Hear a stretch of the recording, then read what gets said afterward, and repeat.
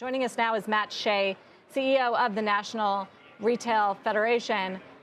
It sort of surprises me, Matt, after what we heard from Target this week, which is that consumer spending has really started to deteriorate. Yeah, Sarah, it's good to see you. It's a bit of a mixed bag.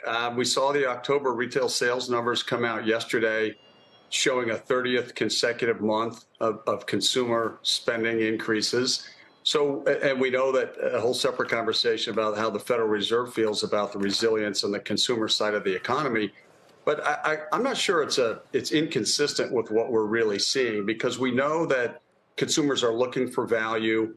We know that this is going to be more likely to be a promotional holiday season, something more like 2017, 18, 19, not like the last couple of years.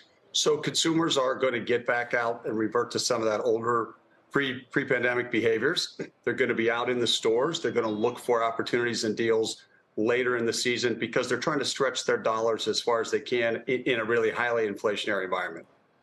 Is the consumer in good shape still, Matt? We keep saying they have all these savings and they're coming out of the pandemic when their balance sheets are in better shape. But now that we have been through several months of abnormally high inflation, is the consumer still in healthy shape? Well, Sarah, this is a really complicated picture, and you talk about it all the time. I think it's beyond a simplistic description of this is just a bifurcated environment. I think it's really stratified, because you're seeing consumers, even at the higher income levels now, at $100,000 and above, those households, they're looking for value too. They're trading into other brands, into other storefronts, into other experiences. So it's really starting to impact households at a variety of income levels. Having said that, at the higher income levels, those households are still relatively well off.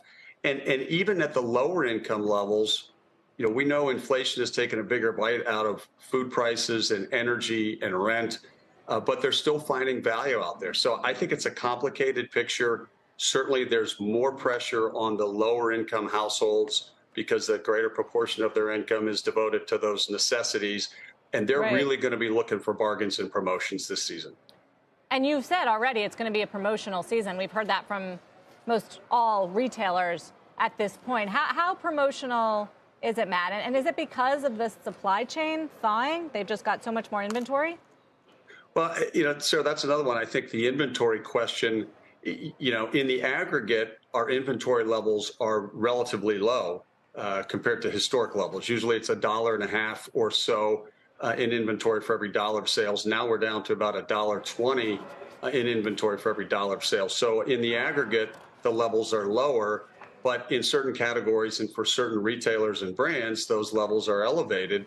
And so I think the way to look at inventory is that inventory levels have normalized. They're certainly much better than late spring, early summer, and that inventory alone isn't going to determine the success or failure of a certain retail company or a segment, but it might exacerbate existing problems even further relative to how consumers are behaving this season.